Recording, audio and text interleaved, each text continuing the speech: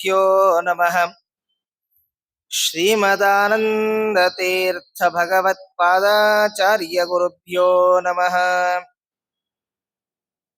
ನಿರ್ಮತ್ಯೋಗ್ರಭವಾರ್ಣವೇ ನಿಜಮನೋಭೀಷ್ಟಂ ದಿಶಾಮೀತಿ ಯಃ ಸಮ್ಯಕ್ ಜ್ಞಾಪಯತುಂ ಕರೇಣ ವಿಲಸನ್ ಮಂಥಾನಮನ್ನೇನ ಚ ರಮ್ಯಂ ಧಾಮ ತದನ್ಮಹೇಶ ರಜತಗ್ರಾಮ ಶ್ರಿಯೋಲಂಕೃತಿಃ ಕರ್ಮಂದೀಶ್ವರ ಭಕ್ತಿ ಬಂಧನವಶಃ ಪ್ರೀತೋಸ್ತು ಕೃಷ್ಣ ಪ್ರಭುಃ. ವ್ಯಾಸಾಯ ಭವನಾಶಾಯ ಶ್ರೀಶಾಯ ಗುಣರಾಶಯೇ ಹೃದ್ಯಾಯ ಶುದ್ಧ ವಿದ್ಯಾಯ ಮಧ್ವಾಯ ಚ ನಮೋ ನಮಃ. ಪ್ರಥಮೋ ಹನುಮನ್ನಾಮ ದ್ವಿತೀಯೋ ಭೀಮ ಏವ ಚ ಪೂರ್ಣ ಪ್ರಜ್ಞಃ ತೃತೀಯಸ್ತು ಭಗವತ್ ಕಾರ್ಯ ಸಾಧಕಃ.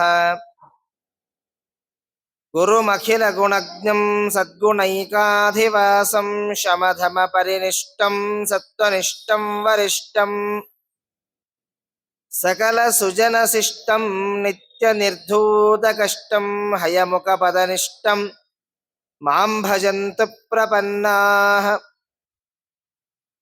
ವ್ಯಾಸರಾಜೇಂದುಮಾಶಾಸೆ ಚಂದ್ರಿಕಾ ಯಸ್ಯ ಸಮ್ಮತಾ ದುರ್ವಾದಿಚೋರಾನ್ ವಿದ್ರಾವ್ಯ ರಕ್ಷಿತಂ ಭುವನತ್ರಯಂ.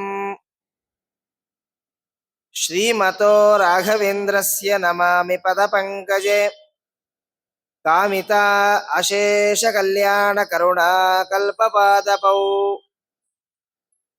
ಧರಣೀ ಮಂಡಲೆ ಖ್ಯಾತಂ ಧೈರ್ಯಾದಿ ಗುಣಬೃಹ್ಮಿತಂ ಧಿಕ್ೃತಾ ಶೇಷವಾಧೀಪಂ ಧೀರಸಿಂಹ ಗುರುಂ ಭಜೆ. ಪ್ರಕಟೀಕೃತ ಟೀಕೋಕ್ತಿಃ ಮರ್ಕಟೀಕೃತಮಾಯಿರಾಟ್ ಚಕೃತಾದ್ ವ್ಯಾಸತತ್ವಜ್ಞಮಸ್ಕರೀಂದ್ರ ಕೃಪಾಮಯಿ. ಆಪಾದಮೌಲಿಪರ್ಯಂತಂ ಗುರುಣಾಂ ಆಕೃತಿಂ ಸ್ಮರೇತ್ ತೇನ ವಿಜ್ಞಾಃ ಪ್ರಣಶ್ಯಂತಿ ಸಿದ್ಧ್ಯಂತಿ ಚ ಮನೋರಥಾಃ. ಗುರುರಾಜಪದದ್ವಂದ್ವವಾರಿಜಾಸಕ್ತಮಾನಸಾನ್ ಸುಬುಧೇಶ ಪ್ರಿಯಾನ್ ವಂದೇ ಮಮ ವಿದ್ಯಾ ಗುರೂನ್ ಸದಾ. ಶ್ರೀ ಗುರುಭ್ಯೋ ನಮಃ. ಪರಮ ಪವಿತ್ರವಾದಂತಹ ಅಧಿಕ ಮಾಸ, ಪುರುಷೋತ್ತಮ ಮಾಸ, ಮಾಸದ ನಿಯಮಗಳನ್ನು ತಿಳಿತಾ ಬಂದಿದ್ದೇವೆ. ಈ ಅಧಿಕ ಮಾಸದಲ್ಲಿ, ಪುರುಷೋತ್ತಮ ಮಾಸದಲ್ಲಿ ಪ್ರತಿದಿನವೂ ಕೂಡ ಶುದ್ಧವಾದ ಸ್ನಾನಾದಿಗಳನ್ನು ಮಾಡಿ ದೇವರ ಮುಂದೆ ದೀಪವನ್ನು ಹಚ್ಚುವುದು, ಬ್ರಾಹ್ಮಣರಿಗೆ ದೀಪದಾನ ಮಾಡುವುದು ಅಪೂಪದಾನ, ಮತ್ತು ಅದೇ ರೀತಿಯಾಗಿ ಅನೇಕ ರೀತಿಯಾದಂತಹ ವ್ರತಗಳು, ನಕ್ತ ಭೋಜನ, ಮೌನವ್ರತ, ಅದೇ ರೀತಿಯಾಗಿ ಚಾತುರ್ಮಾಸ್ಯದಲ್ಲಿ ಯಾವ್ಯಾವ ವ್ರತಗಳನ್ನು ಹೇಳಿದ್ದಾರೋ ಆ ಎಲ್ಲ ವ್ರತಗಳನ್ನ ಹೇಗೆ ಮಾಡಬೇಕು ಅನ್ನುವಂತಹ ಚಿಂತನೆಯನ್ನ ನೋಡ್ತಾ ಬಂದಿದ್ದೇವೆ. ನಿನ್ನೆಯ ಚಿಂತನೆಯಲ್ಲಿ ಕೊನೆಯಲ್ಲಿ ಒಂದು ನೋಡಿದ್ದು ಏನು ಅಂತಂದರೆ, ಇಡೀ ಒಂದು ತಿಂಗಳ ಕಾಲ ಎಲ್ಲ ವ್ರತಗಳನ್ನ ಮಾಡಬೇಕು ಅಂತ ಹೇಳ್ತಾರೆ, ಯಾವುದನ್ನ ಬಿಡಬೇಕು ಅಂತ ಹೇಳಿದ್ರು. ಚಾತುರ್ಮಾಸ್ಯದಲ್ಲಿ ನಾವು ನೋಡ್ತಾ ಬಂದರೆ ತುಂಬಾ ಸಮಸ್ಯೆ. ಯಾಕೆ ಅಂದ್ರೆ ಆಷಾಢ ಏಕಾದಶಿಗಿಂತಲೂ ದಶಮಿ ಪ್ರಾರಂಭ ಆಗಿರುತ್ತೆ. ನಾಳೆಯಿಂದ ಏಕಾದಶಿ ವ್ರತ ಪ್ರಾರಂಭ. ದ್ವಾದಶಿ ದಿನ ಏನು ಅಡಿಗೆ ಮಾಡಬೇಕು ಅಂತ, ಯಾವುದು ಬರುತ್ತೆ ಯಾವುದು ಬರೋದಿಲ್ಲ. ಕೆಲವರು ಅದು ಪದಾರ್ಥ ಬರುತ್ತೆ ಅಂತ, ಇನ್ನು ಕೆಲವರು ಇದು ಪದಾರ್ಥ ಬರುತ್ತೆ ಅಂತ. ಒಟ್ಟಾರೆ ಚಾತುರ್ಮಾಸ್ಯ ಮುಗಿದು ಹೋಗುತ್ತೆ, ನಮ್ಮ ಸಮಸ್ಯೆನೂ ಮುಗಿಯುವುದೇ ಇಲ್ಲ. ಅದು ಪ್ರತಿ ವರ್ಷನೂ ಹಾಗೆ ನೋಡಿ. ಎಷ್ಟೋ ಜನ ಮೊದಲನೆಯ ವ್ರತ ಚಾತುರ್ಮಾಸ್ಯದಲ್ಲಿ ಅದು ಪ್ರಾರಂಭ ಆಗುವುದೇ ಕಷ್ಟ. ಅಲ್ಲಿಯೇ ನೆಲಕಡಲೆ ಬರುತ್ತೋ ಇಲ್ವೋ ಅಂತ. ಶೇಂಗಾ ತುಂಬಾ ಜಿಜ್ಞಾಸೆ ಅದು. ಇನ್ನ ಕೊಬ್ಬರಿ, ತೆಂಗಿನಕಾಯಿ ಆಗಿರ್ಬೋದು ಅಥವಾ ಒಣ ಕೊಬ್ಬರಿ ಆಗಿರ್ಬೋದು, ಬರುತ್ತೋ ಇಲ್ವೋ ಅಂತ ಜಿಜ್ಞಾಸೆ. ನಿಜವಾಗ್ಲೂ ಕೂಡ ಆ ವರಾಹ ದೇವರು ಭೂದೇವಿಗೆ ಹೇಳುವಾಗ ಒಂದು ಮಾತು ಹೇಳ್ತಾರೆ. ವ್ರತ ಅಂದರೆ ಏನು ಅಂತಂದರೆ ವ್ರತಯತಿ, ಎಲ್ಲವನ್ನ ಬಿಡುವುದಕ್ಕೆ ವ್ರತ ಅಂತ ಕರೀತಾರೆ. ನಾವು ಏನ್ ಮಾಡ್ತೇವೆ ಅಂದ್ರೆ ಯಾವ್ದನ್ನ ಸ್ವೀಕಾರ ಮಾಡಬೇಕು ಅಂತ ಯೋಚನೆ ಮಾಡ್ತೇವೆ. ಅವ್ರು ಅದು ತಗೊಂತಾರ, ನಾವು ತಗೊಂತೇವೆ. ಯಾಕಂದ್ರೆ ವ್ರತ ಮಾಡುವವರು ಹೇಗೆ ಅಂದ್ರೆ ಚಾತುರ್ಮಾಸ್ಯ ವ್ರತದಲ್ಲಿ ಬಿಡಬೇಕು ಅಂತ, ಆ ಪದಾರ್ಥಗಳನ್ನ ಬಿಟ್ಟು ಬಿಡಬೇಕು, ಅದರ ಮೇಲೆ ವ್ಯಾಮೋಹ ಮಾಡಬಾರದು ಅಂತ ಉದ್ದೇಶ. ಆದರೆ ಅಧಿಕ ಮಾಸದಲ್ಲಿ ಆ ನಿಯಮವನ್ನ ಹೇಳೋದಿಲ್ಲ. ಆದರೆ ಒಂದು ಪದಾರ್ಥವನ್ನ 1 ತಿಂಗಳ ಕಾಲ ಬಿಟ್ರೆ ವಿಷ್ಣು ಲೋಕಂಸ ಗಚ್ಚತಿ, ಆ ವ್ಯಕ್ತಿ ಭಗವಂತನ ಲೋಕವನ್ನ ಹೊಂದುತ್ತಾನೆ ಅಂತ. ಯಾವ ಪದಾರ್ಥ ಅಂದ್ರೆ ನಿನ್ನೆ ಹೇಳಿದ್ದು ಉದ್ದು ಪದಾರ್ಥ. ಉದ್ದಿನ ಬೇಳೆಯನ್ನ ಇಡೀ 1 ತಿಂಗಳು ನಾವು ಸ್ವೀಕಾರ ಮಾಡದೇ ಇದ್ದರೆ, ಅಷ್ಟೇ ಅಲ್ಲ, ಸಂಕಲ್ಪಕ ಪೂರ್ವಕವಾಗಿ ಸ್ವಾಮಿ ನಿನ್ನ ಮಾಸದಲ್ಲಿ ಈ ಉದ್ದಿನ ಬೇಳೆಯನ್ನ ಸ್ವೀಕಾರ ಮಾಡೋದಿಲ್ಲ ಅಂತ ಹೇಳಿ 1 ತಿಂಗಳ ಕಾಲ ನಾವೇನಾದರೂ ಅದನ್ನ ಬಿಟ್ರೆ ಭಗವಂತ ನಮ್ಮನ್ನ ತನ್ನ ಲೋಕಕ್ಕೆ ಕರ್ಕೊಂಡು ಹೋಗ್ತಾನೆ ಅನ್ನುವಂತಹ ಚಿಂತನೆಯನ್ನ ಕೊಡ್ತಾರೆ. ಯಾಕೆ ಅಂತ ನಿನ್ನೆ ಸ್ವಲ್ಪ ನೋಡಿದ್ದು. ಹೌದು, ನಮ್ಮಲ್ಲಿ ಅನೇಕ ಪದಾರ್ಥಗಳಿವೆ. ಒಂದೊಂದು ಪದಾರ್ಥ ಒಂದೊಂದು ಶಕ್ತಿಯನ್ನ ಕೊಡುತ್ತೆ ಅಂತ ಹೇಳ್ತಾರೆ. ನಿನ್ನೆ ಹೇಳಿದ್ದೆ, ಒಂದು ಸಸ್ಯಾಹಾರಿ ಅಥವಾ ಮಾಂಸಾಹಾರಿ ಅನ್ನುವಂತಹ ಒಂದು ಪದಾರ್ಥ ಇದೆ, ಅದನ್ನು ತಿನ್ಲೇಬೇಕು ಅಂತ ನಮ್ಮ ಜನ. ಅಂದ್ರೆ ಹೇಳ್ತಾರೆ, ಮುತ್ತುಗಳ ಎಲೆಯಲ್ಲಿ ಆ ಪದಾರ್ಥದಲ್ಲಿ ಎಷ್ಟು ಶಕ್ತಿ ಇದೆಯೋ ಅದಕ್ಕಿಂತಲೂ 10 ಪಟ್ಟು ಶಕ್ತಿ ಮುತ್ತುಗಳ ಎಲೆಯಲ್ಲಿ ಇದೆ ಅಂತೆ. ಅದಕ್ಕಾಗಿಯೇನೆ ಶಾಸ್ತ್ರಕಾರ ಹೇಳಿದ್ದು ದ್ವಾದಶಿಯ ದಿವಸ ಬಾಳೆ ಎಲೆಯನ್ನು ನಿಷೇಧ ಮಾಡಿದ್ದಾರೆ. ಬಾಳೆ ಎಲೆ ನಿಷೇಧ ಮಾಡಿದ್ರು ಬಾಳೆ ಎಲೆ ಹಾಕೊಳ್ಳೇಬಾರದು ಅಂತ ಉದ್ದೇಶ ಅಲ್ಲ. ಯಾಕೆ ಅಂತಂದ್ರೆ ನಾವೆಲ್ಲ ಹಾಗೆ ನೋಡಿ, ಏಕಾದಶಿ ಉಪವಾಸ ಮಾಡ್ತೇವೋ ಇಲ್ವೋ ಗೊತ್ತಿಲ್ಲ, ದ್ವಾದಶಿ ಮಾತ್ರ ಅಯ್ಯೋ ಬಾಳೆ ಎಲೆ ಹಾಕೋಬಾರ್ದು, ಅದೇ ಎಲೆ ಊಟ ಮಾಡಬೇಕು ಅಂತ. ನಿಜವಾದ ಕ್ರಮ ಏನು ಅಂತಂದರೆ, ಏಕಾದಶಿ ದಿನ ಉಪವಾಸ ಮಾಡಿದ ವ್ಯಕ್ತಿಯ ದೇಹದಲ್ಲಿ ಎಲ್ಲ ಅಂಗಗಳು ಕೂಡ ಅದು ಸ್ಮೂತ್ ಆಗಿ ಹೋಗಿರುತ್ತೆ. ದೇಹದಲ್ಲಿ ಯಾವುದೇ ಶಕ್ತಿಯ ಪ್ರಭಾವ ತೋರಿಸೋದಿಲ್ಲ. ಅವುಗಳ ಶಕ್ತಿ ಬರಬೇಕು ಏನ್ ಮಾಡಬೇಕು ಅಂದ್ರೆ ಹಲಸಿನ ಎಲೆ, ಮುತ್ತಗಳ ಎಲೆ, ಈ ಎಲೆಗಳಲ್ಲಿ ಊಟ ಮಾಡಿ ಅನ್ನೋದಕ್ಕಾಗಿಯೇನೆ ಅದನ್ನ ಕೊಟ್ಟದ್ದು ಅಂತ. ಅಂದ್ರೆ ಒಟ್ಟಾರೆ ಯಾವ್ಯಾವ ಪದಾರ್ಥವನ್ನ ಸ್ವೀಕಾರ ಮಾಡಬೇಕು ಅಂತ ಇಚ್ಛೆ ಪಡ್ತೇವೋ, ನಿಷಿದ್ಧವಾದ ಪದಾರ್ಥ, ಅದಕ್ಕಿಂತಲೂ ಉತ್ತಮವಾದ ಶಕ್ತಿಯನ್ನು ಕೊಡುವಂತಹ ಪದಾರ್ಥಗಳು ನಮ್ಮ ಅಡಿಗೆಯ ಸಮಯದಲ್ಲಿ ಇವೆ, ಉಣ್ಣುವ ಜಾಗದಲ್ಲಿ ಇದೆ ಅನ್ನುವಂತಹ ವಿಚಾರವನ್ನು ತಿಳಿಸ್ತಾರೆ. ಮಾಷ ಅಂತ ಕರೀತಾರೆ. ಅದಕ್ಕೆ ಒಂದು ನಿಯಮ ಇದೆ ಸಂಸ್ಕೃತದಲ್ಲಿ, ಒಂದು ಗಾದೆ, ಯಾರು ಜಾಸ್ತಿ ಉದ್ದನ್ನು ತಿಂತಾರೋ ಅವರ ಬುದ್ಧಿ ಮಂದಾಗಿ ಹೋಗುತ್ತೆ ಅಂತ. ಅದು ಒಂದು ಸಂಸ್ಕೃತದ ನಾಲ್ನುಡಿ. ಯಾಕೆ ಅಂದ್ರೆ ನೋಡಿ, ಮನೆಯಲ್ಲಿ ಅನುಭವದ ಮಾತು, ಮನೆಯಲ್ಲಿ ಏನೇ ಶ್ರಾದ್ದ ಮಾಡುವವರಿಗೆ, ಯಾಕೆ ಅಂತಂದ್ರೆ ಮನೆಯಲ್ಲೇ ಶ್ರಾದ್ದ ಮಾಡಿ ಮನೆಯಲ್ಲೇ ಶುದ್ಧವಾಗಿ ಅಡಿಗೆ ಮಾಡಿ ಬ್ರಾಹ್ಮಣರ ಭೋಜನ ಆದ ಮೇಲೆ ನಾವು ಊಟ ಮಾಡ್ತೇವೆ. ಊಟ ಆದ್ಮೇಲೆ ನೋಡಿ, ರಾತ್ರಿ ಎಷ್ಟೇ ಹೊತ್ತಾದ್ರೂ ಕೂಡ ಹಸಿವೆ ಆಗೋದೇ ಇಲ್ಲ. ಅದೇ ಕ್ರಮವನ್ನ ಹಬ್ಬದ ದಿನದಲ್ಲಿ ಮಾಡಿ. ಹಬ್ಬದ ದಿನಲ್ಲಿಯೂ ಮನೆಯಲ್ಲಿ ದೇವರ ಪೂಜೆ ಮಾಡ್ತೇವೆ, ಅಡಿಗೆ ಮಾಡಿ ನೈವೇದ್ಯ ಮಾಡಿ ಹೋಳಿಗೆ ಮೊದಲಾದಂತಹ ಪದಾರ್ಥವನ್ನ ಮಾಡಿ ದೇವರ ಸಮರ್ಪಣೆ ಊಟ ಮಾಡಿ ರಾತ್ರಿ ಹಸಿವೆ ಆಗುತ್ತೆ. ಅದೇ ಶ್ರಾದ್ದ ದಿನ ಹಸಿವೆ ಆಗೋದಿಲ್ಲ. ಯಾಕೆ ಅಂತಂದ್ರೆ ಮಾಷ ಅಂತಂದ್ರೆ ಉದ್ದು. ಆ ಉದ್ದಿನಲ್ಲಿ ಅಷ್ಟು ಶಕ್ತಿ ಇದೆ ಅಂತ. ಅದು ಬೇಗ ಜೀರ್ಣವನ್ನ ಮಾಡಿಸದೇ ಇರುವಂತಹ ಒಂದು ದೊಡ್ಡ ಪದಾರ್ಥ. ಹಾಗಾಗಿ ಆ ಪದಾರ್ಥವನ್ನ ಈ ಪುರುಷೋತ್ತಮ ಮಾಸದಲ್ಲಿ ಬಿಡಬೇಕು ಅನ್ನುವಂತಹ ವಿಚಾರವನ್ನು ತಿಳಿಸ್ತಾರೆ. ಇಷ್ಟೇ, ಇದು ಒಂದೇ ಪದಾರ್ಥವನ್ನ ನಿಷೇಧ ಮಾಡುವುದು, ಇದನ್ನ ಸ್ವೀಕಾರ ಮಾಡಬೇಡಿ ಅಂತ ಹೇಳ್ತಾ ಇನ್ನ ಅನೇಕ ದಾನಗಳ ಬಗ್ಗೆ ಹೇಳ್ತಾರೆ. ಅದರಲ್ಲಿಯೂ ಕೂಡ ವಿಶೇಷವಾದ ಪೂಜೆ ಮತ್ತು ದಾನ ಯಾವುದು ಅಂತಂದ್ರೆ ಗೋಸೇವೆ, ಗೋದಾನದ ಬಗ್ಗೆನೆ ಹೇಳ್ತಾರೆ. ಯೋಗಂ ತು ವಾಂಛಂತಿ ಸ್ವರ್ಗೆ ಗೋಪೂಜಾ ಸಕರೋತಿ ವೈ ಅಧಿಮಾಸೆ ವಿಶೇಷೇಣ ಸುಭಕ್ತ್ಯಾ ಯುವಸಾದಿನ ಪ್ರದಕ್ಷಿಣೀಕೃತ ಗಾವೋಯೇ ಏನ ಮಾಸೆ ಮಲಿಮೃಚೆ ಪ್ರದಕ್ಷಿಣೀಕೃತ ಏತೇನ ಸಶೈಲ ಸವಮಾನಿನಿ. ಎಲ್ಲೆಲ್ಲಿ ಹಸುಗಳು ಕಾಣ್ತಾವೋ ಹಸುಗಳಿಗೆ ಗೋಗ್ರಾಸವನ್ನ ಕೊಟ್ಟರೆ ಸಾಕಂತೆ, ಅಥವಾ ಹಸು ಸಾಕುವಂತಹ ಏನಾದ್ರು ದೇವ್ರ ಭಾಗ್ಯ ಕೊಟ್ಟಿದ್ರೆ ಅದ್ರ ಸೇವೆ ಮಾಡಬೇಕಂತೆ. ಯಾರ ಮನೆಯಲ್ಲಿ ಹಸುಗಳಿದ್ದರೆ ಆ ಮನೆಗಳಿಗೆ ಹೋಗಿ ಪ್ರತಿನಿತ್ಯ ಹಸುವಿನ ಸೇವೆಯನ್ನ ಮಾಡಿದ ಸಾಕಂತೆ ದೇವರು ಏನು ಬೇಕೋ ಅದನ್ನು ಕೊಟ್ಟು ಬಿಡ್ತಾನಂತೆ. ಯಾಕೆ ಭಗವಂತ ಕೃಷ್ಣ ಹೇಳುವಂತ ಮಾತು, ಸ್ವಾಮಿ ನೀನು ಯಾರ್ಯಾರಿಗೆ ಒಲಿತೀಯಾ ಅಂತಂದರೆ ಭಗವಂತ ಮೊದಲಿಗೆ ಹೇಳುವುದು ಗೋ ಬ್ರಾಹ್ಮಣೇಭ್ಯ ಅಂತ. ಮೊದಲಿಗೆ ಹೇಳುವುದೇ ಗೋ. ಯಾಕೆ ಅಂದ್ರೆ ಗೋವಿನಲ್ಲಿ ಅಷ್ಟು ಶಕ್ತಿ ಇದೆ, ಗೋವಿನಲ್ಲಿ ಭಗವಂತನಿಗೆ ಅಷ್ಟು ಪ್ರೀತಿ ಇದೆ. ಹಾಗಾಗಿ ಅಂತಹ ಪ್ರೀತಿಯುಕ್ತವಾದಂತಹ ಹಸುವನ್ನ ಯಾರು ಪೂಜೆ ಮಾಡ್ತೇವೋ, ಯಾರು ಸೇವನೆಯನ್ನ ಮಾಡ್ತೇವೋ ಅವರಿಗೆ ಭಗವಂತ ಒಲಿತಾನೆ ಅಂತ. ತೃಣಾನಿ ಪುಷುಷ್ಕಾನಿ ವನೇ ಚರಿತ್ವಾ ಪಿತ್ವೋ ಸುಖೋ ಯಾನ್ಯಮೃತಂ ಪ್ರಸವಂತಿ ಯದ್ಗೋಮಯಾಜ್ಯಾಶ್ಚ ಪುನಂತಿ ಲೋಕಾನ್ ಗೋಬಿರ್ನ ತುಲ್ಯಂ ಭುವನೇಶು ದೇವಿ.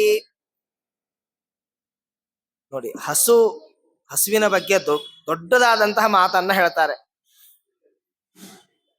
ಹಸು ತಾನು ಕಾಡಿನ ಸಂಚಾರ ಮಾಡುತ್ತೆ, ಅಥವಾ ಎಲ್ಲೆಲ್ಲೋ ಹೋಗುತ್ತೆ, ಅಥವಾ ಮನೆಯಲ್ಲೇ ನಾವು ಇಟ್ಕೊಂಡಿದ್ರು ಕೂಡ ತಿನ್ನುವುದು ಏನು ಅಂತಂದರೆ ಹುಲ್ಲುಗಳನ್ನ, ನಾವು ಕೊಟ್ಟಂತಹ ಗೋಗ್ರಾಸವನ್ನ ಸ್ವೀಕಾರ ಮಾಡುತ್ತೆ.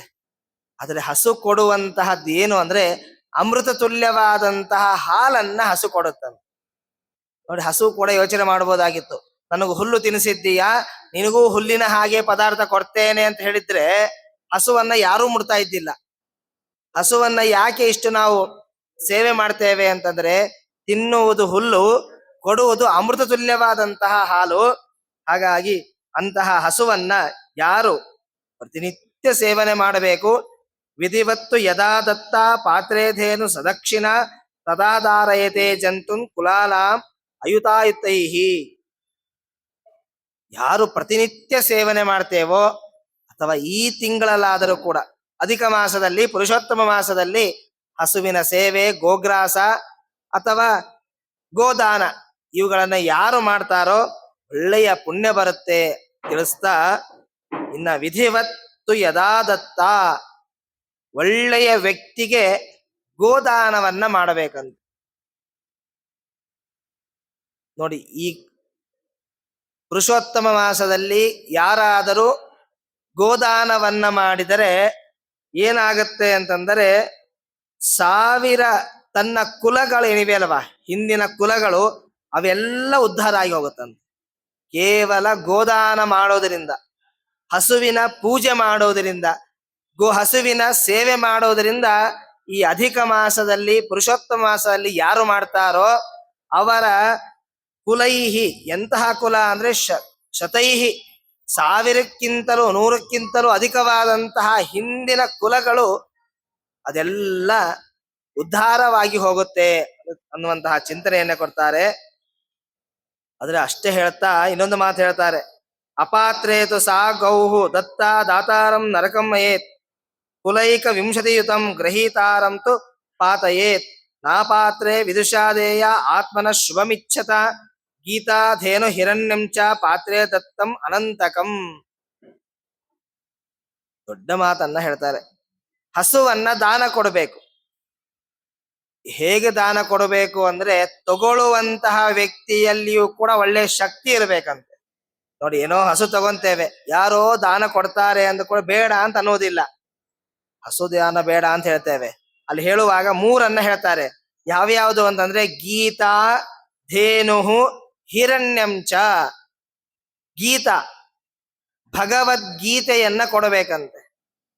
ನಾವು ಅದನ್ನ ಬೇಡ ಅನ್ನುವಂತಹ ವ್ಯಕ್ತಿಗಳಿಗೇನೆ ನಾವು ಸಪೋರ್ಟ್ ಮಾಡುವಂತಹ ವ್ಯಕ್ತಿಗಳು. ಹಾಗಾಗಿ ಭಗವದ್ಗೀತಾ ದೊಡ್ಡದಾದ ಗ್ರಂಥ ಅಂತ ಹೇಳ್ತಾರೆ. ಹಾಗಾಗಿ ಭಗವದ್ಗೀತಾ ಮತ್ತೆ ಧೇನು, ಹಸುವನ್ನ ಕೊಡಬೇಕಂತ. ಮತ್ತೆ ಯಾವುದು ಅಂದ್ರೆ ಹಿರಣ್ಯ. ನೋಡಿ, ಮೊದಲಿಗೆ ಹೇಳಿದಂತಹ 2 ಪದಾರ್ಥಗಳನ್ನ ನಾವು ಮುಟ್ಲಿಕ್ಕೆ ಹೋಗೋದಿಲ್ಲ. ಕೊನೆಯಾದ ಪದಾರ್ಥ ಯಾವುದು ಅಂದ್ರೆ ಹಿರಣ್ಯ ಅಂತ. ಯಾವುದು ಅಂದ್ರೆ ಬಂಗಾರ. ಆ ಬಂಗಾರವನ್ನ ಸ್ವೀಕಾರ ಮಾಡ್ಲಿಕ್ಕೆ ಹೋಗ್ತೇವೆ. ಅಂದ್ರೆ ಹಸುದಾನ ಕೊಡುವವನಿಗೂ ಒಳ್ಳೆಯ ಬುದ್ಧಿ ಇರಬೇಕಂತೆ, ತಗೊಳ್ಳುವಂತಹ ವ್ಯಕ್ತಿಗೂ ಕೂಡ ಅದನ್ನು ಸಾಕುವ ಶಕ್ತಿ ಅವನಲ್ಲಿರ್ಬೇಕಂತೆ. ಯಾಕೆ ಏನೋ ತಗೊಂತೇವೆ, ಸಾಕ್ಲಿಕ್ಕಾಗೋದಿಲ್ಲ ಅಂತ ಇನ್ನೊಬ್ರಿಗೆ ಯಾರಿಗೂ ಕೊಡ್ತೇವೆ, ಅವನ್ ತಗೊಂಡು ಏನೋ ಮಾಡಿದ್ರೆ ಕೊನೆಗೆ ಪಾಪ ಬರುವುದು ಕೊಟ್ಟವನಿಗೆ ತಗೊಂಡವನಿಗೆ ಅಂತ. ಹಾಗಾಗಿ ಅಪಾತ್ರೇತು ಸಾಗೌಹು ದತ್ತಾ ದಾತಂ ನರಕಂ ಯಾಯತ್.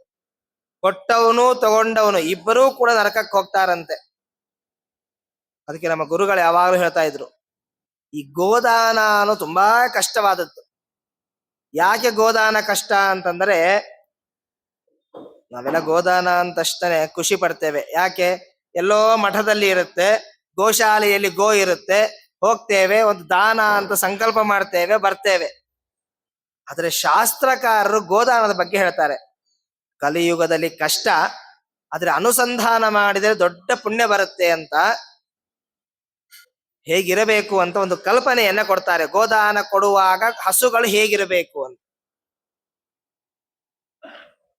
ಒಳ್ಳೆಯ ದಷ್ಟಪುಷ್ಟವಾದಂತಹ ಹಸು ಇರಬೇಕಂತೆ. ನಾವು ನೋಡುವ ಹಸುಗಳೇ ಹಸು ಅಲ್ಲ ಅದು. ಯಾವುದು ಅಂದ್ರೆ ನಾಟಿ ಹಸು, ಊರಿನ ಕರುಗಳು, ಅಂತಹ ಹಸುಗಳನ್ನ ಇಟ್ಕೋಬೇಕಂತೆ.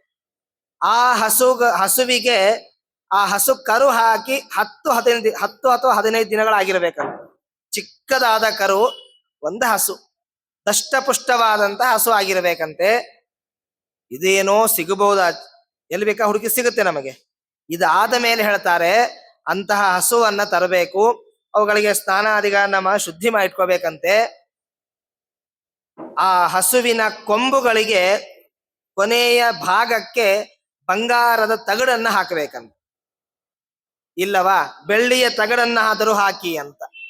ಹಸುವಿಗೆ ಕಾಲಿಗೆ ಗೆಜ್ಜೆಯನ್ನ ಕಟ್ಟಬೇಕು ಅಂತ ಹೇಳ್ತಾರೆ. ಆಮೇಲೆ ಕೊರಳಿಗೆ, ಹಸುವಿಗೆ ಅನೇಕ ಗಂಟೆಗಳುಳ್ಳಂತಹ ಸರವನ್ನ ಹಾಕಬೇಕು.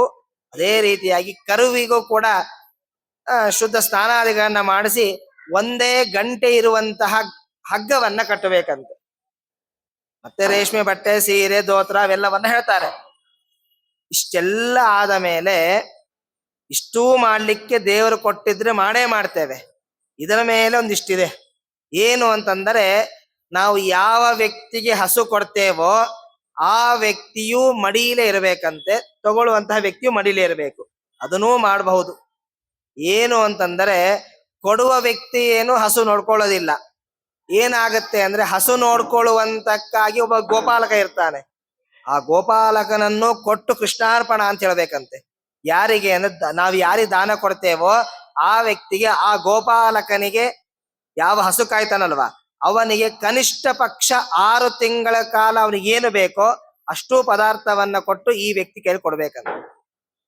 ಇದರ ಮೇಲೆ ಮತ್ತೆ ಹೇಳ್ತಾರೆ, ಹಸುವಿಗೆ ಒಳ್ಳೆ ಅಲಂಕಾರ ಮಾಡಿರ್ತೇವೆ, ಕೊಡುವಾಗ ಬಂಗಾರದ ಇದು ರೇಷ್ಮೆಯ ಬಟ್ಟೆಗಳನ್ನೆಲ್ಲ ಹೊದಿಸಿ, ಆ ಯಜಮಾನ ಯಾರು ತಗೊಳ್ತಾ ಇರ್ತಾನೋ ಹಸುವನ್ನ, ಬ್ರಾಹ್ಮಣ, ಅವನು ಆ ಹಸುವಿನ ಮೇಲೆ ನಿಂತಾಗ ಎಷ್ಟು ಎತ್ತರ ಆಗುತ್ತೋ ಅದರ ಮೇಲೆ ಇದ್ದಂತಹ ತನ್ನ ಕೈಯಲ್ಲಿರುವಂತಹ ಬಂಗಾರದ ನಾಣ್ಯವನ್ನ ಟಾಸ್ ಹಾಸಿದಾಗ ಹಾಸ್ಬೇಕಂತೆ. ಅದು ಎಷ್ಟು ಮೇಲೆ ಹೋಗಿ ಕೆಳಗೆ ಬೀಳುತ್ತೋ ಅಷ್ಟು ಕುಪ್ಪರೆಗಟ್ಟಲೆ ಬಂಗಾರದ ನಾಣ್ಯಗಳ ಸಹಿತವಾಗಿ ಹಸುವನ್ನ ದಾನ ಮಾಡಿ ಅಂತ ತಿಳಿಸ್ತಾರೆ. ಇದು ಕಲಿಯುಗದಲ್ಲಿ ತುಂಬಾ ಕಷ್ಟವಾದ, ದೊಡ್ಡ ಕಷ್ಟವಾದ ಕೆಲಸವೇ. ಹಾಗಾಗಿ ಏನು ಮಾಡಬಹುದು ಅಂತಂದ್ರೆ, ಎಲ್ಲೆಲ್ಲಿ ಹಸುಗಳಿವೆಯೋ, ಎಲ್ಲೆಲ್ಲಿ ಗೋಶಾಲೆಗಳಿವೆಯೋ ಆ ಗೋಶಾಲೆ ನೋಡ್ಕೊಳ್ಳಿಕ್ಕೆ ಏನು ವ್ಯವಸ್ಥೆ ಬೇಕೋ ಅಷ್ಟು ಪದಾರ್ಥವನ್ನ ತಿಂಗಳಿಗಾಗಿಯಾದರೂ 6 ತಿಂಗಳಿಗಾದರೂ ವರ್ಷಕ್ಕಾದರೂ ಏನು ಪದಾರ್ಥಗಳು ಬೇಕೋ ಕೊಟ್ರೆ ದೊಡ್ಡ ಗೋಸೇವೆ ಮಾಡಿದಂತಹ ಫಲ ಸಿಗುತ್ತೆ ಕಲಿಯುಗದಲ್ಲಿ ಅನ್ನುವಂತಹ ವಿಚಾರವನ್ನು ತಿಳಿಸ್ತಾ, ಹಾಗಾಗಿ ಗೋದಾನವನ್ನ ಮಾಡುವುದು ಅಥವಾ ಗೋ ಸೇವೆಯನ್ನ ಮಾಡುವಂತಹ ಚಿಂತನೆಯನ್ನ ಹೇಳ್ತಾರೆ. ಇದಾದ ಮೇಲೆ ಯತ್ಪುರ ನರನಾರೀಭಿಃ ತ್ರಿವರ್ಣೈಃ ಅಘಂ ಕೃತಂ ಮಲಮಾಸೆ ಸಮಾಯಾತೆ ಕಂಪತ್ಯಶ್ವತ್ಥ ಪರ್ವಣಂ.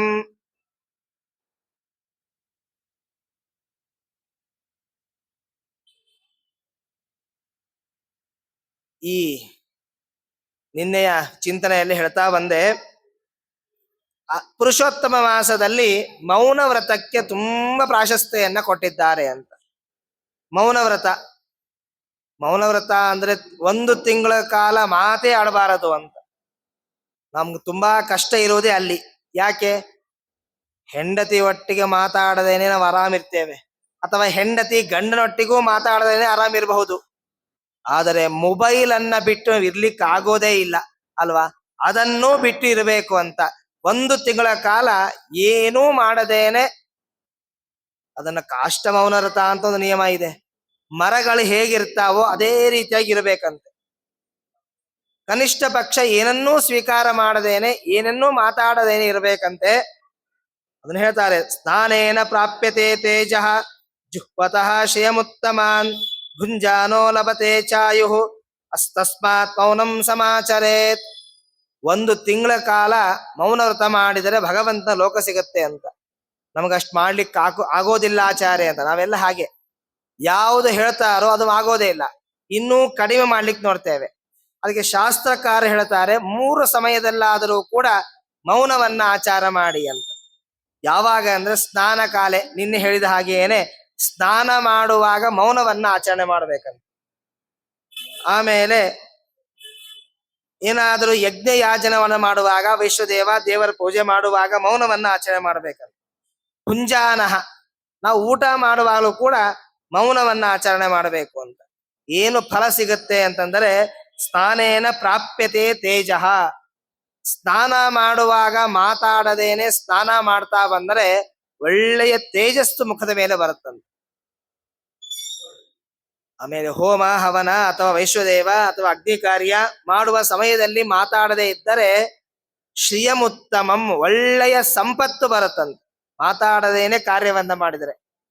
ನಮ್ಮ ದೇವ್ರ ಪೂಜೆ ಕೂತಾಗಲೇನೆ ಮಾತು ಜಾಸ್ತಿ ಬರ್ತಾ ಇರುತ್ತೆ. ಯಾಕೆ ಅಂದ್ರೆ ಗಂಡ ದೇವ್ರ ಪೂಜೆ ಕೂತಾಗ ಹೆಂಡತಿಗೂ ಮಾತು ಜಾಸ್ತಿ, ಗಂಡನಿಗೂ ಮಾತು ಜಾಸ್ತಿ. ಯಾಕೆ ಅಂತಂದ್ರೆ ದೇವರ ಪೂಜೆ ಮಾಡಬೇಕು ಅಂತ ಇಚ್ಛೆ ಪಟ್ಟು ಹೋಗಿರ್ತಾನೆ, ಯಾವ ಪದಾರ್ಥವನ್ನ ಸಿದ್ಧಿ ಮಾಡ್ಕೊಂಡಿರೋದಿಲ್ಲ. ಯಾವ ಪದಾರ್ಥ ಇಲ್ಲ ಅಂತ ಹೇಳಲಿಕ್ಕಾಗಿ ಅದ್ರ ಮಾತಾಡ್ತಿರ್ತೇವೆ.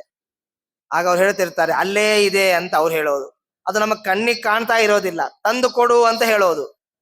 ಅಷ್ಟೊಳ ಸಮಯ ಮೀರಿ ಹೋಗಿರುತ್ತೆ. ಹಾಗಾಗಿ ದೇವರ ಪೂಜೆ ಅನ್ನುವುದೇ ಅಲ್ಲಿ ನಿಂತೋಗುತ್ತೆ. ಅರ್ಥಾತ್ ದೇವರ ಪೂಜೆ ಮಾಡುವಾಗ, ಯಜ್ಞ ಯಜನ ಮಾಡುವಾಗ ಮಾತಾಡದೆ ಇದ್ದರೆ ಶ್ರಿಯಮುತ್ತಮಂ, ಒಳ್ಳೆಯ ಸಂಪತ್ತು ನಮ್ಮದಾಗಿ ಬರುತ್ತೆ ಅಂತ. ಭುಂಜಾನಃ, ಇದು ದೊಡ್ಡ ವಿಚಾರ. ನಾವೇನಾದರೂ ಆರೋಗ್ಯವಂತರಾಗಿ 100 ವರ್ಷ ಕಾಲ, ಆರೋಗ್ಯ ಇಲ್ಲದೆ ಏನೋ 1 ವರ್ಷ ಬದುಕಿದ್ರು ಹಾಳದು. ಆರೋಗ್ಯವಂತರಾಗಿ 100 ವರ್ಷ ಕಾಲ ನಾವು ಬಾಳಬೇಕು, ಬದುಕಬೇಕು ಅಂತಂದರೆ ಭುಂಜಾನಃ ಲಭತೆ ಆಯುಹು. ಊಟ ಮಾಡುವಾಗ ಮಾತಾಡದೆ ಇದ್ದರೆ ಒಳ್ಳೆಯ ಆಯುಷ್ಯವನ್ನ ಭಗವಂತ ಕೊಡ್ತಾನಂತೆ. ಹಾಗಾಗಿ ಮೌನಂ ಸಮಾಚರೇತ್. ಈ ರೀತಿಯಾಗಿ 1 ತಿಂಗಳ ಕಾಲ ನೀವು ಮೌನ ಮಾಡ್ಲಿಕ್ಕೆ ಆಗದೆ ಇದ್ದರೂ ಕೂಡ ಈ 3 ಕಾಲದಲ್ಲಿ ಮೌನವನ್ನ ಮಾಡಿ ಅಂತ ಶಾಸ್ತ್ರಕಾರ ಹೇಳ್ತಾ, ಮಾಡದೇ ಇದ್ರೆ ಏನು ಪಾಪ ಬರುತ್ತೆ ಅಂತ ಅದನ್ನೇ ಹೇಳ್ತಾರೆ. ಸ್ನಾನೇನ ವರುಣಸ್ತೇಜ ಅಜುಹ್ಯತೋಗ್ನಿಶ್ರಿಯಮಂ ಹರೇತ್ ಭುಂಜಾನೋ ಮೃತ್ಯುರಾಯುಷ್ಯಂ ತಸ್ಮಾನ್ ಮೌನಂ ಸಮಾಚರೇತ್. ನಮಗೆಲ್ಲ ಹಾಗೆ ನೋಡಿ, ಏನಾದ್ರೂ ಒಳ್ಳೆಯ ಮಾತು ಹೇಳ್ತಾ ಇದ್ರೆ ಕಿವಿಗೆ ಹೋಗೋದೇ ಇಲ್ಲ, ಭಯಪಡಿಸಿ ಹೇಳಿದ್ರೆ ತಗೊಂತೇವೆ ನಾವು ಅದನ್ನ.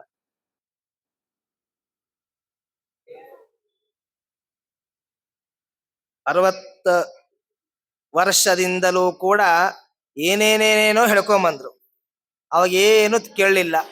ಈಗ 15 ವರ್ಷದಿಂದ ಏನೋ ಹೇಳ್ತಿದ್ದಾರೆ, ಅದನ್ನು ನಾವು ಕೇಳ್ತಾ ಇಲ್ಲ. ಯಾಕೆ? ಆಗ ಹೇಳಿದ್ದೆಲ್ಲ ನಮಗೆ ಸುಖ ಅಂತ ಅನಿಸಿತ್ತು, ಇವಾಗ ಹೇಳುವುದೆಲ್ಲ ದುಃಖ ಅಂತ ಅನಿಸ್ತಾ ಇದೆ.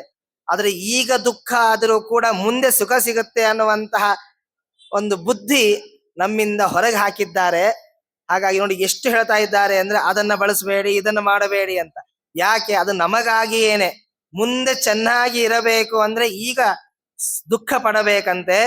ಹೀಗಿದ್ರೆ ಅದನ್ನೇ ಹೇಳ್ತಾರೆ, ಯಾವತ್ತಿಯೂ ಕೂಡ ಸುಖವನ್ನ ಹೇಳಿ ಹೇಳಿ ಹೇಳಿ ಸುಖ ಅನ್ಕೊಂಡಿರ್ತೇವೆ. ಸುಖ ಅಲ್ಲದು, ದುಃಖ ಮಿಶ್ರಿತವಾದ ಸುಖ.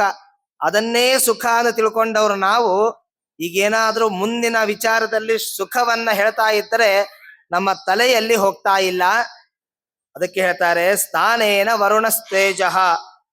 ಸ್ನಾನ ಮಾಡುವಾಗ ಏನಾದ್ರೂ ಮಾತಾಡ್ತಾ ಇದ್ರೆ ನಮ್ಮ ವರ್ಚಸ್ಸೆಲ್ಲ ಹಾಳಾಗಿ ಹೋಗುತ್ತಂತೆ.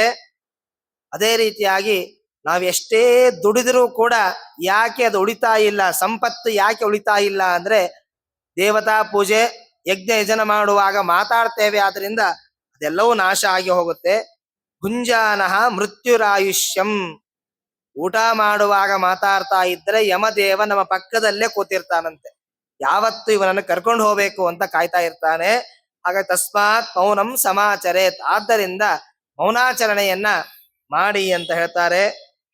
ಏಕತೋ ಮಲಮಾಸೋಯಂ ಏಕತೋ ದ್ವಾದಶಾಬ್ದಿಕಂ ಸಮಾನಮತ್ರ ಲಭತೆ ಕಿಂ ಪುನರ್ ಮೌನ ಭೋಜನಾತ್.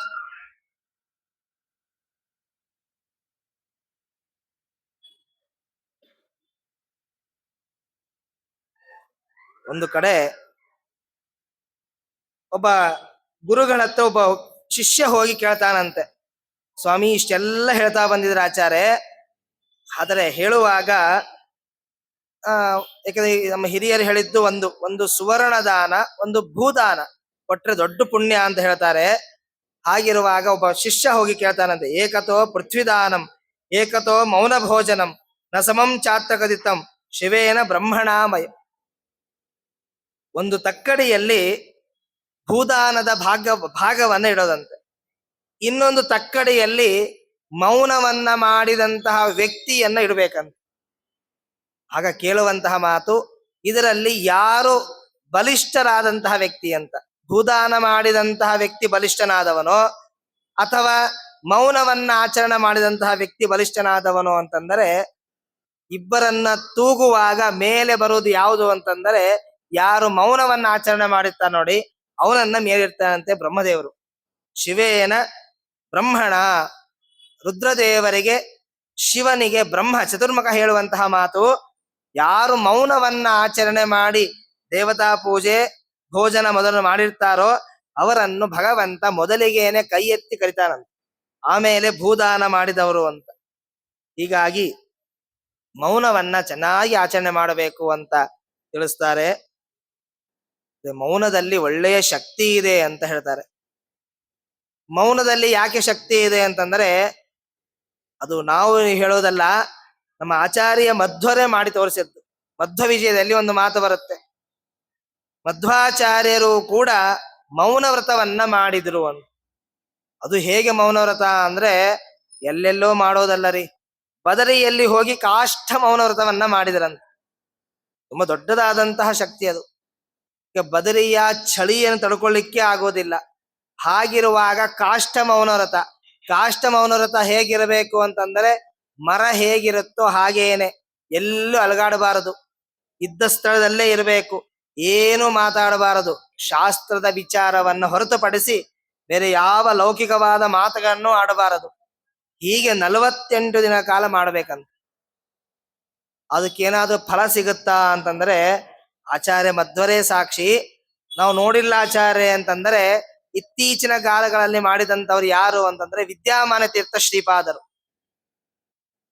ವಿದ್ಯಾಮಾನ ತೀರ್ಥ ಶ್ರೀಪಾದರು ಇವತ್ತಿಗೇನಾದ್ರೂ ಹೆಸರಾಂತ ವಾಸಿಗಳಾದಂತಹ ಸ್ವಾಮಿಗಳಾಗಿದ್ದಾರೆ, ಬಂದವರ ಅಭಿಷ್ಟೆಯನ್ನು ಪೂರೈಸ್ತಾರೆ ಅಂತಂದರೆ ಅವರು ಅನೇಕ ಕಾಲ ಈ ಕಾಷ್ಠ ಮೌನವ್ರತವನ್ನ ಮಾಡಿದಂತಹ ವ್ಯಕ್ತಿ. ಆದಷ್ಟು ಮೌನವ್ರತಗಳನ್ನೇ ಸುಮಾರು ಮಾಡಿದ್ದಾರೆ. ಇಡೀ ಜೀವನದಲ್ಲಿ 2-3 ಸಲ ಕಾಷ್ಠ ಮೌನವ್ರತವನ್ನ ಮಾಡಿದ್ದಾರೆ ಅನ್ನುವಂತಹ ವಿಚಾರವನ್ನ ಕೇಳ್ತೇವೆ. ಅಂದ್ರೆ ಮೌನದಲ್ಲಿ ಯಾರಿರ್ತಾರೋ ಅವರು ಮುನಿಗಳಾಗುವಂತಹ ಸಂಭವ ಸಿಗುತ್ತೆ ಅನ್ನುವಂತಹ ವಿಚಾರಕ್ಕಾಗಿ ಏನು ತಿಳಿಸ್ತಾ ಅದಾದ ಮೇಲೆ ಹೇಳ್ತಾರೆ, ದೀಪದಾನವನ್ನ ಪುರುಷೋತ್ತಮ ಮಾಸದಲ್ಲಿ ಮಾಡಿದರೆ ಒಳ್ಳೆಯ ಪುಣ್ಯ ಅಂತ. ದೀಪಸ್ತಮೋ ನಾಶಯತಿ ದೀಪ ಕಾಂತಿಂ ಪ್ರಯಚ್ಛತಿ ತಸ್ಮಾ ದೀಪ ಪ್ರದಾನೇನ ಪ್ರಿಯತಾಂ ಪುರುಷೋತ್ತಮ. ಅವಿದ್ಯಾ ತಮಸಾ ವ್ಯಾಪ್ತೆ ಸಂಸಾರೇ ಪಾಪಗರ್ಭಿತೆ ಜ್ಞಾನ ಮೋಕ್ಷಪ್ರದೋ ದೀಪ ತಸ್ಮಾತ್ ದತ್ತೋ ಮಯಾ ತವ. ದೀಪದಾನವನ್ನ ಮಾಡೋದ್ರಿಂದ ಏನು ಫಲ ಅಂತ, ಯಾವತ್ತಿಗೂ ಕೂಡ ದೀಪದಾನ ಮಾಡ್ತಾ ಇದ್ದರೆ ನಮ್ಮ ಎಲ್ಲ ತಮಸ್ಸನ್ನ ನಾಶ ಮಾಡಿ ಹಾಕುತ್ತೆ. ತಮಸ್ಸು ಅಂದ್ರೆ ಅಂಧಕಾರ, ಅದನ್ನ ನಾಶ ಮಾಡಿ ಹಾಕುತ್ತೆ ಅಂತ. ನಾನು ಪ್ರಾರಂಭದಲ್ಲೇ ಒಂದು ದಿನ ಹೇಳಿದ್ದೆ, ದೀಪ ದಾನವನ್ನ ಮಾಡಬೇಕು.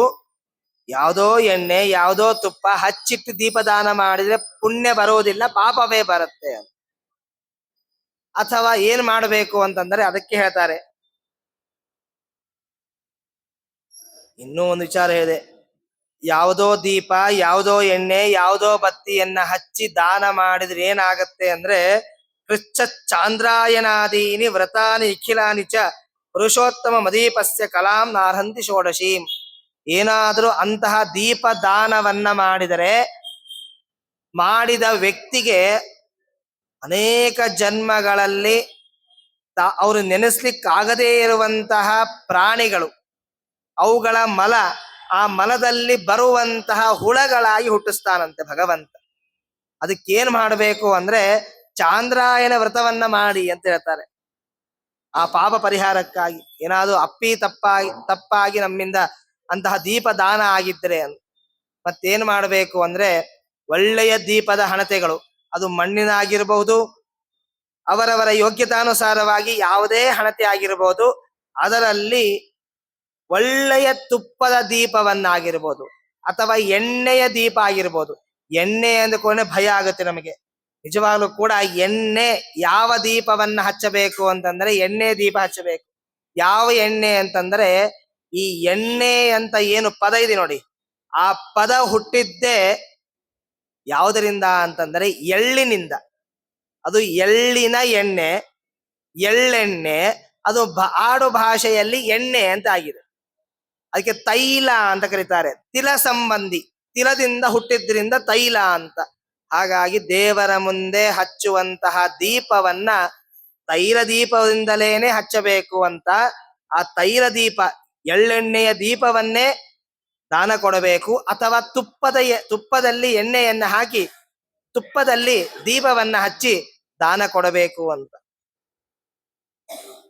ದಾನ ಏನೋ ಕೊಡ್ತೇವೆ, ಕೊಡುವಾಗ ಈಗೆಲ್ಲ ಹೊಸದಾಗಿ ಏನೇ ದಾನ ಕೊಡ್ತೇವೆ, ಆದ್ರೆ ಏನಾದ್ರು ಅಕಸ್ಮಾತ್ ಆಗಿ ಮನೆಯಲ್ಲಿದೆ ಅದನ್ನೇ ದಾನ ಕೊಡೋಣ ಅಂತ ಹೇಳ್ತಾ ಬಂದ್ರೆ, ಆ ದೀಪ ಹಚ್ಚಿದಲ್ಲಿ ಏನಾದರೂ ಕಪ್ಪು ಇತ್ತಂದ್ರೆ ಆ ಕಪ್ಪಿನ ಮೇಲೇನೆ ಇದು ದಾನ ಕೊಡುವುದಷ್ಟೇ ಅಲ್ಲ, ತುಂಬಾ ಜಾಗೃತವಾಗಿರ್ಬೇಕು ಸ್ತ್ರೀಯರು ಈ ವಿಚಾರದಲ್ಲಿ ಅಂತ.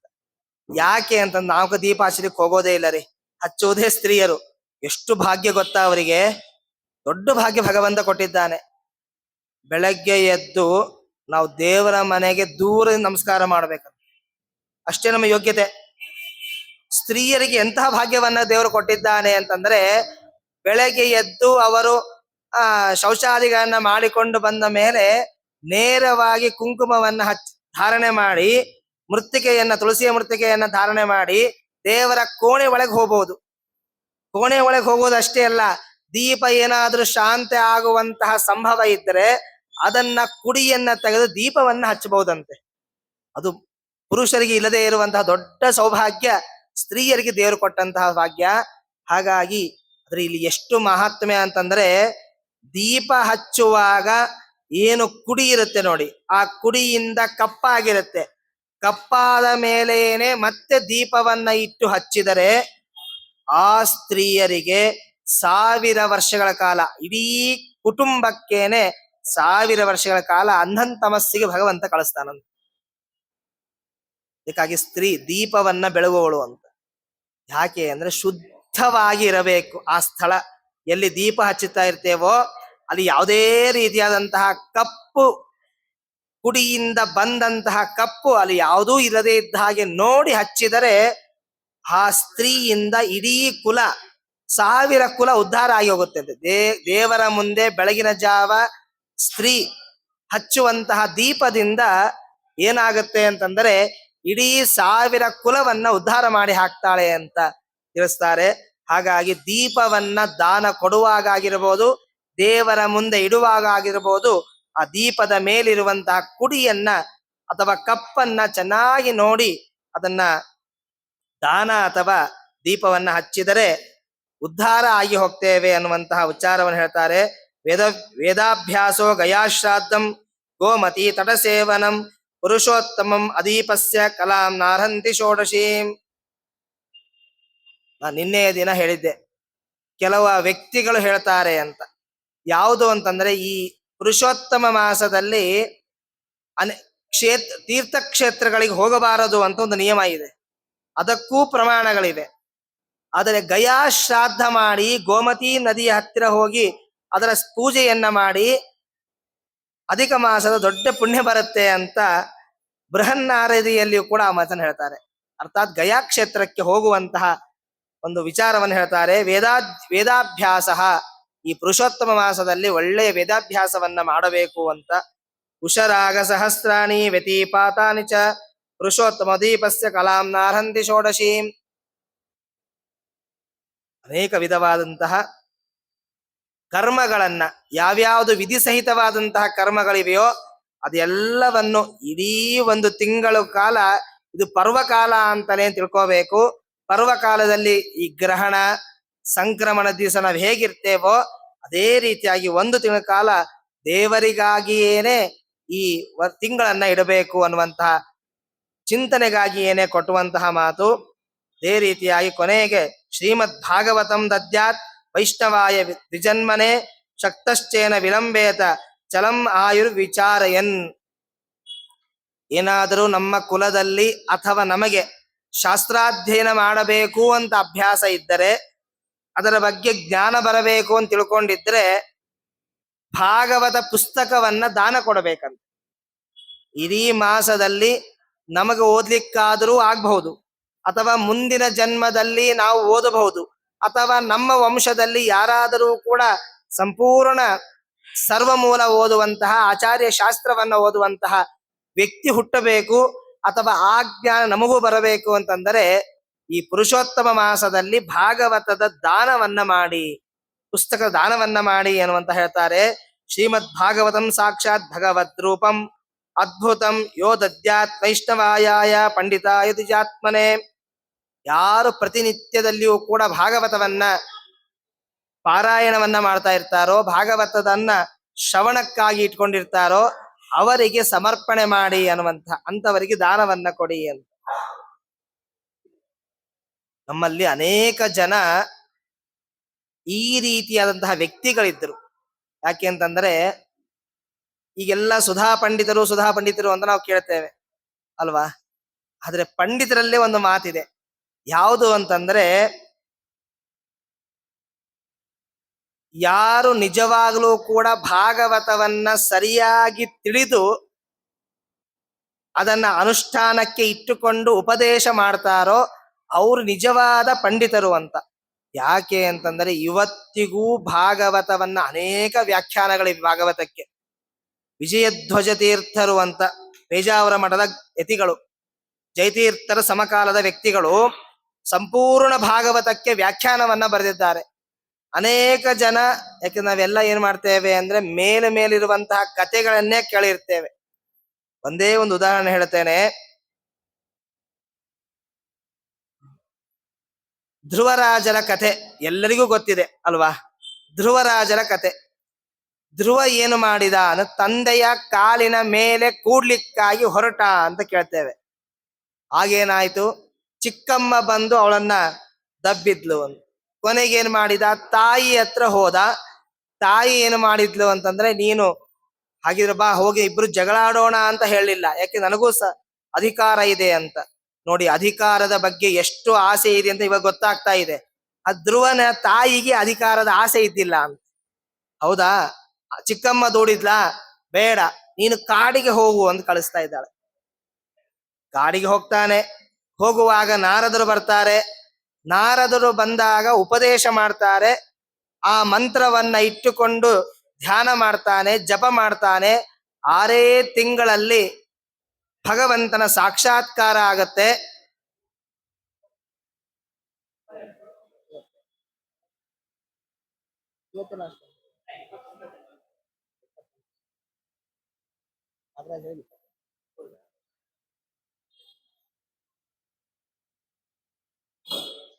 ಧ್ರುವ 6 ತಿಂಗಳಲ್ಲಿ ಏನೇ ಭಗವಂತನನ್ನ ಒಲಿಸಿಕೊಳ್ತಾನೆ. ನೋಡಿ, ದೊಡ್ಡ ಆಶ್ಚರ್ಯ. ಹಾಗೆ ನಾವು ಕೂಡ 6 ತಿಂಗಳ ಕಾಲ ದೇವರನ್ನ ಗಟ್ಟಿಯಾಗಿ ನೆನೆದರೆ ದೇವರು ಬರ್ತಾನ ಅಂದ್ರೆ ಇಲ್ಲ ಅಂತ ದೇವ್ರು ಹೇಳ್ತಾರೆ. ಯಾಕೆ ಅಂತಂದರೆ, ಹೌದು, ಧ್ರುವ ಮಾಡಿದಂತಹ ಪಾಪ ಅಂತದಿತ್ತಂತೆ. ಏನು ಪಾಪ ಮಾಡಿದ್ದ ಗೊತ್ತಾ ಧ್ರುವ? ಹಿಂದಿನ ಜನ್ಮದಲ್ಲಿ ಬ್ರಾಹ್ಮಣರ ಮನೆಯಲ್ಲಿ ಹುಟ್ಟಿದ್ದ.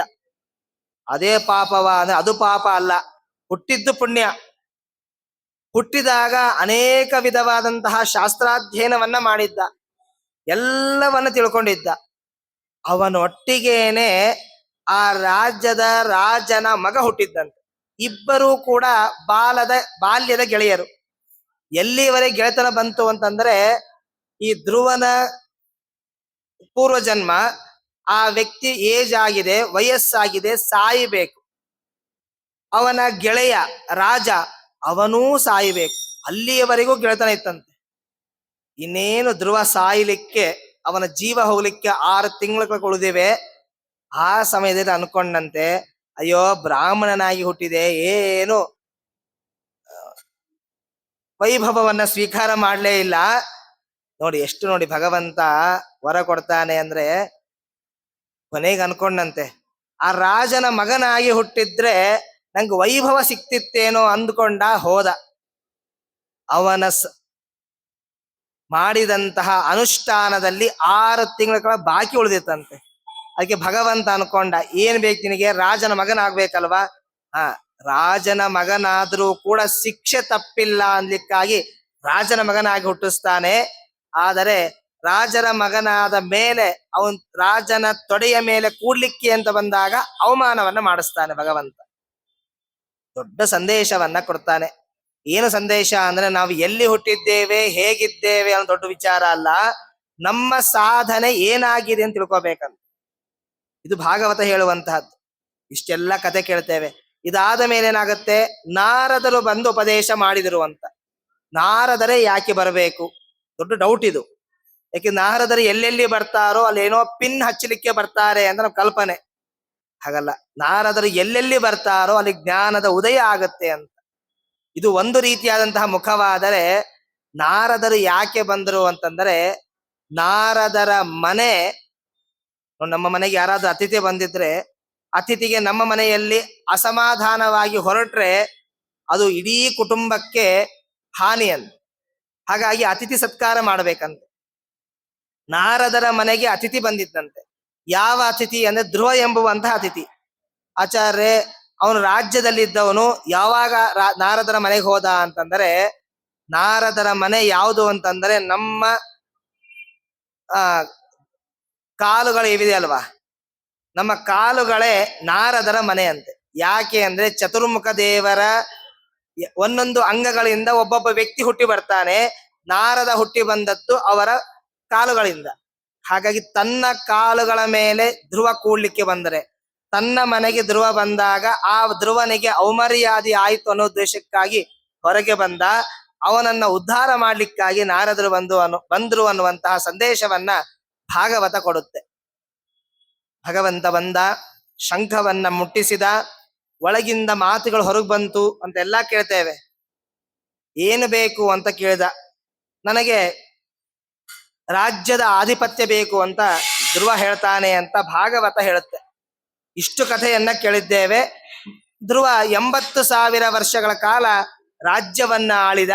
ಇವತ್ತಿಗೂ ಒಂದಿಷ್ಟು ಅಲಗಾಡದೇ ಇರುವಂತಹ ಧ್ರುವ ಪದವಿಯನ್ನ ಭಗವಂತ ಕೊಟ್ಟಿದ್ದಾನೆ. ಇವತ್ತಿಗೂ ಧ್ರುವ ನಕ್ಷತ್ರವನ್ನ ನೋಡ್ತೇವೆ.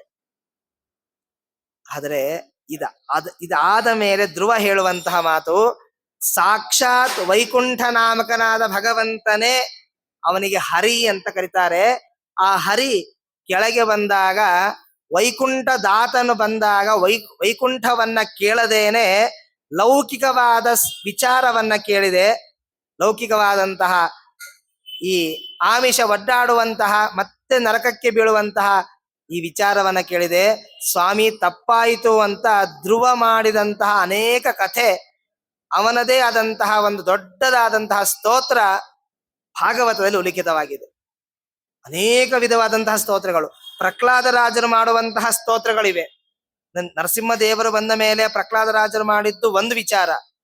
ಅದಾದ ಮೇಲೆ ಪ್ರಹ್ಲಾದ ರಾಜರು ಕೊನೆಯ ಸಮಯದಲ್ಲಿ ದೇವರನ್ನ ಕುರಿತು ಸ್ತೋತ್ರ ಮಾಡ್ತಾರೆ.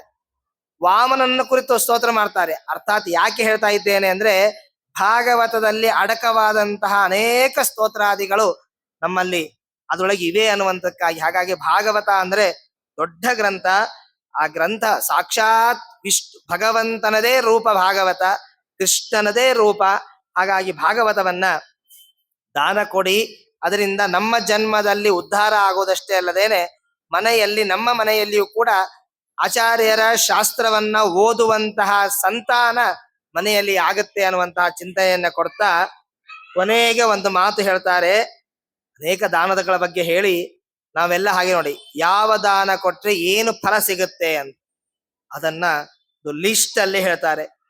ಸುವರ್ಣ ದಾನವನ್ನ ಮಾಡಿದರೆ ಈ ಯಾಕೆ ಹೇಳಲಿಕ್ಕೆ ಭಯ, 1 ವರ್ಷಗಳ ಕಾಲ ತಗೊಳ್ಳೇಬೇಡಿ ಅಂತಾನೆ ಹೇಳಿದ್ದಾರೆ ಮೋದಿಜಿ.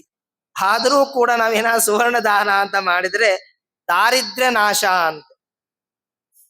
ಗೋದಾನ ಮಾಡಿದರೆ ಬ್ರಹ್ಮಲೋಕ ಪ್ರಾಪ್ತಿ ಆಗತ್ತಂತೆ. ರಜತ ದಾನವನ್ನ ಮಾಡಿದರೆ ಪಿತೃಗಳಿಗೆ ತೃಪ್ತಿ ಆಗತ್ತಂತೆ. ತಾಮ್ರ ಪಾತ್ರ ದಾನ ಮಾಡಿದರೆ ಸರ್ವಾಭಿಷ್ಟವನ್ನ ಕೊಡುತ್ತಂತೆ. ಅದೇ ರೀತಿಯಾಗಿ ರತ್ನದ ದಾನವನ್ನ, ರತ್ನಗಳು ಅಂತ ಅವುಗಳನ್ನ ದಾನ ಮಾಡಿದರೆ ರಾಜಯೋಗ ಬರುತ್ತಂತೆ. ಇವತ್ತಿನ ವ್ಯಕ್ತಿಗೆ ಹೇಳಬೇಕು, ರತ್ನ ದಾನ ಮಾಡು, ನಿನಗೆ ಆ ಯೋಗ ಸಂಪೂರ್ಣವಾಗಿ ಉಳಿಯುತ್ತೆ ಅನ್ನುವುದು. ಮುತ್ತುಗಳ ದಾನ ಮಾಡಿದರೆ ಭುಕ್ತಿ ಮತ್ತು ಮುಕ್ತಿಗಳ ಪ್ರಾಪ್ತಿ ಆಗತ್ತೆ. ವಸ್ತ್ರ ದಾನ ಮಾಡಿದರೆ ಚಂದ್ರಲೋಕ ಪ್ರಾಪ್ತಿ ಆಗತ್ತೆ. ಶಾಲು ದಾನ ಮಾಡಿದರೆ ಅನೇಕ ಪಾಪಗಳ ಪರಿಹಾರ ಆಗಿ ಹೋಗುತ್ತೆ. ರೇಷ್ಮೆ ವಸ್ತ್ರ ದಾನ ಮಾಡಿದರೆ ಭಯ ಪರಿಹಾರ ಆಗತ್ತೆ.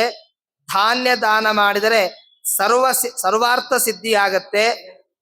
ಅದೇ ರೀತಿಯಾಗಿ ಕೊನೆಗೆ ಪಾದರಕ್ಷೆಗಳ ದಾನ ಮಾಡಿದರೆ ಸುಖಕರ ಪರಲೋಕಕ್ಕೆ ನಮ್ಮ ಪ್ರಯಾಣ ಹೋಗುವುದು ನಿಜನೇ. ಹೋಗುವಾಗ ಆ ಲೋಕಕ್ಕೆ ಸುಖವಾಗಿ ನಮ್ಮನ್ನ ದೇವರು ಕರ್ಕೊಂಡು ಹೋಗ್ತಾನೆ ಅಂತ ಇದರಲ್ಲಿ ಹೇಳ್ತಾ ವಸ್ತ್ರದಾನದ ಬಗ್ಗೆ ಹೇಳ್ತಾ ಬರ್ತಾರೆ. ವಸ್ತ್ರದಾನ ಮಾಡಿದರೆ ಚಂದ್ರಲೋಕ ಪ್ರಾಪ್ತಿ ಅಂತ. ಹೊಸದಾದಂತಹ ವಸ್ತ್ರವನ್ನ ಏನಾದ್ರೂ ಬ್ರಾಹ್ಮಣರಿಗೆ ಕೊಟ್ರೆ ಚಂದ್ರಲೋಕ ಪ್ರಾಪ್ತಿ ಆಗತ್ತೆ ಅಂತ. ಇನ್ನೊಬ್ಬ ಸ್ಮೃತಿಕಾರ ಹೇಳ್ತಾನೆ, ನಾವು ಉಟ್ಟುಕೊಂಡು ಬಿಟ್ಟಂತಹ ವಸ್ತ್ರವನ್ನ ಮನೆಯಲ್ಲಿ ಇಟ್ಟು ಆ ವಸ್ತ್ರದಿಂದ ಮನೆಯನ್ನು ಏನಾದ್ರೂ ಒರೆಸಿದರೆ, ನಾವೆಲ್ಲ ಹಾಗೆ ನೋಡಿ, ಯಾವ್ದಾದ್ರೂ ವಸ್ತ್ರಗಳಿದ್ದರೆ ಹಳೆಯದಾಯ್ತು ಅಂತಂದು ಅದನ್ನ ಏನ್ ಮಾಡ್ತೇವೆ, ಇನ್ನೊಬ್ರಿಗೆ ಕೊಡೋದಿಲ್ಲ. ಏನ್ ಮಾಡ್ತೇವೆ, ಮನೆ ಒರೆಸ್ಲಿಕ್ಕಾಗತ್ತೆ ಅಂತ ಇಟ್ಕೊಂತೇವೆ. ಅದಕ್ಕೆ ಒಬ್ಬ ಸ್ಮೃತಿಕಾರ ಹೇಳುವುದು, ನಮ್ಮ ಮನೆಯಲ್ಲಿ ಅಲಕ್ಷ್ಮಿ ಯಾವತ್ತು ಒಳಗೆ ಬರ್ತಾಳೆ ಅಂತಂದ್ರೆ ನಮ್ಮ ಉಟ್ಟ ವಸ್ತ್ರವನ್ನ, ಹಳೆದಾದ ವಸ್ತ್ರವನ್ನ ಅದೇ ವಸ್ತ್ರದಿಂದ ನಮ್ಮ ಮನೆಯನ್ನ ಒರೆಸಿದರೆ ಅಲಕ್ಷ್ಮಿ ತಾಂಡವಾಡ್ತಾಳಂತೆ. ನಮ್ಮ ಎಲ್ಲ ಹಾಗೆ ನೋಡಿ, ಯಾಕೆ ಯಾವುದನ್ನು ನಾವು ವೇಸ್ಟ್ ಮಾಡೋದಿಲ್ಲ ಅಂತ ಹಾಗೆ ಕಟ್ಟಿ ಕಟ್ಟಿ ಒಳಗಿಡ್ತೇವೆ. ಕಟ್ಟಿ ಒಳಗಿಟ್ರೂ ಅಲಕ್ಷ್ಮಿ ಬರ್ತಾಳಂತೆ.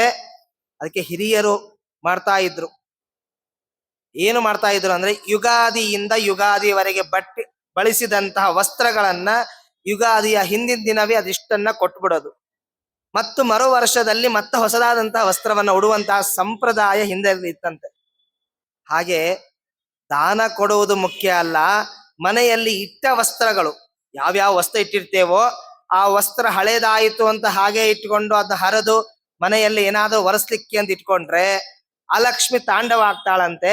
ಹಾಗಾಗಿ ಅಂತಹ ವಸ್ತ್ರವನ್ನ ಇಟ್ಕೋಬೇಡಿ ಅಂತ ಸ್ಮೃತಿಕಾರ ಹೇಳ್ತಾ, ನಕ್ತ ಭೋಜಿ ನರೋ ರಾಜನ್ ಬ್ರಾಹ್ಮಣಾನ್ ಭೋಜಯೇತತ ಅಯಾಚಿತೇತ್ ಪ್ರತೆ ಚೈವ ಸ್ವರ್ಣದಾನಂ ಸಮಾಚರೇತ್.